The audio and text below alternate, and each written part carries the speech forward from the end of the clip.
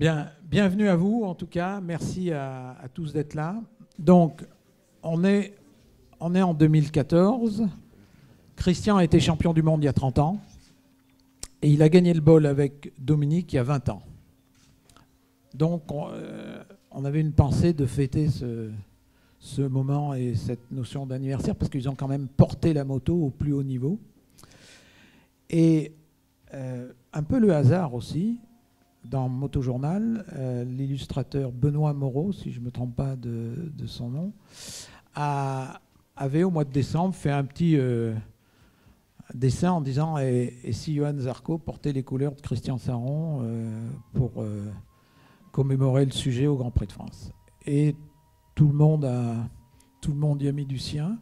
Et Johan et Laurent Felan en parleront tout à l'heure. Et donc, il roulera aux couleurs de Christian Saron, ce qui est un hommage fantastique. Maintenant, je vais vous présenter quand même ce Grand Prix, qui est un Grand Prix important pour nous, mais important pour la France. On a continué de faire beaucoup d'efforts pour satisfaire le public, c'est-à-dire que ce soit sur l'achat de billetterie, puisqu'on avait une opération qu'on a mis en place l'an dernier sur paiement 2 fois sans frais jusqu'à fin février, pour toute notre billetterie qui a bien marché. On renouvelle notre fan zone qu'on avait créée l'an dernier parce qu'on s'est aperçu qu'il y avait un vrai besoin d'échange entre le public et tous les invités qui venaient sur cette fan zone. On a toujours le même système de billetterie où tout est inclus dans le billet, où il n'y a pas de supplément. Merci Claude et on va commencer. Il y a 5 pilotes français cette année. On va commencer par le débutant. C'est sa première saison entière dans la catégorie Moto 3. J'appelle Jules Danilo. 18 ans.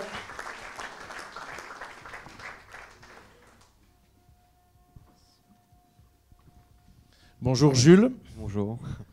Un parcours un petit peu particulier pour toi par rapport à d'autres pilotes, puisque tu as étudié, tu es complètement bilingue.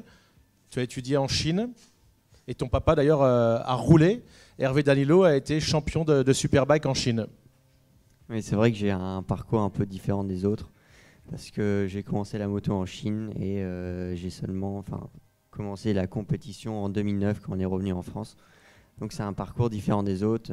En général, on montre les catégories en France ou en Espagne, mais à partir d'un âge un peu plus tôt. Et donc voilà, mon parcours est étrange, mais bon, au final, je suis content parce que je suis en mondial cette année. Alors, en mondial, tu y étais déjà l'année dernière avec 3 grands prix courus, dont le Grand Prix de France dans l'équipe marque VDS de Michael Bartolemi, des bonnes prestations aux essais. Tu étais déçu en course, qu'est-ce qui s'est passé ? Oui, c'est vrai que l'an passé au Mans, c'était ma première course en Grand Prix. Et j'étais surtout content d'être là, parce que c'est un moment assez exceptionnel. Et sachant que la moto, c'est ce que je veux faire, cette année, j'ai une année pour moi. Je vais pouvoir profiter à fond et me donner au maximum. Je ne pense pas que la place sur la grille au Qatar, ça soit ma place. L'objectif, c'est quoi ? C'est de commencer à rentrer dans les points dans la deuxième partie de saison ? Oui, rentrer dans les points, mais surtout avoir une progression constante.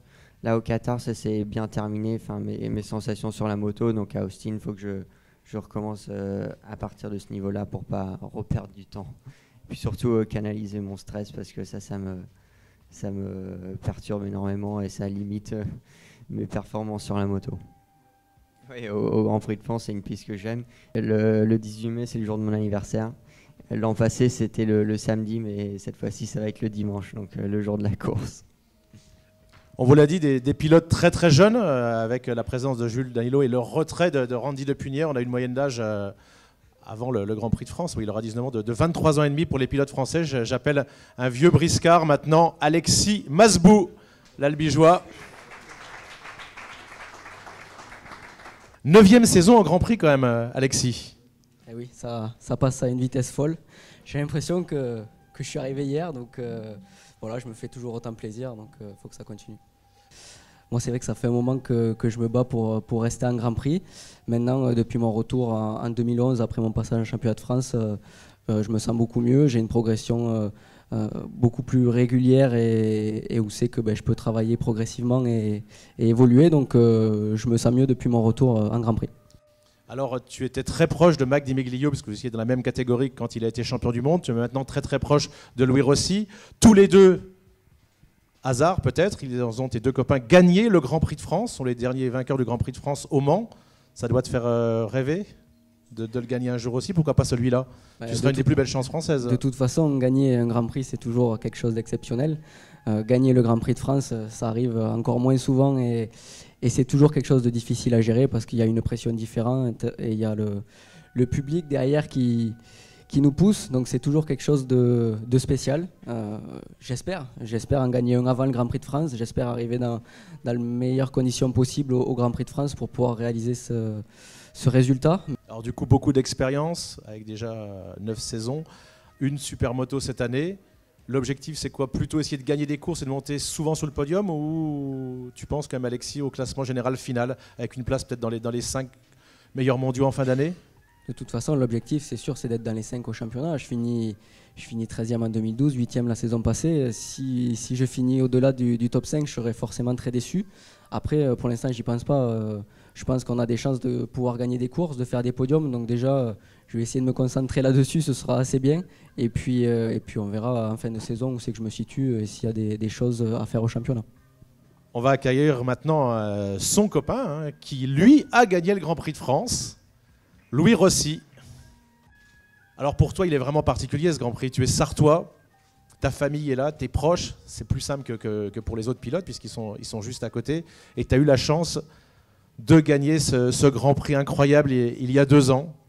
Qu'est-ce que ça fait, même encore maintenant c'est sûr que c'est un Grand Prix très particulier géographiquement, parce que je suis chez moi, comme tu viens de le dire, qu'il y a beaucoup de monde qui vient pour me supporter, qu'on l'a gagné. Donc c'est sûr que c'était une sensation incroyable, qui reste encore aujourd'hui évidemment, parce que gagner un Grand Prix, c'est pas rien. Et puis moi, quelque part, ça me sert de modèle pour mes courses suivantes. Donc c'est ce à quoi j'aspire aujourd'hui, chaque jour, chaque fois que je monte sur ma moto, même si c'est vrai qu'il y a encore du chemin à faire pour arriver à gagner des courses en Moto 2. Ce qu'on voit, c'est qu'en ce début de saison, ça progresse et qu'on sait qu'en travaillant, on peut continuer de progresser. Parce que la moto, c'est un sport qui dégage des valeurs qui sont très bonnes. Et puis j'espère que nous, on met aussi du cœur à l'ouvrage pour conserver cette fidélité.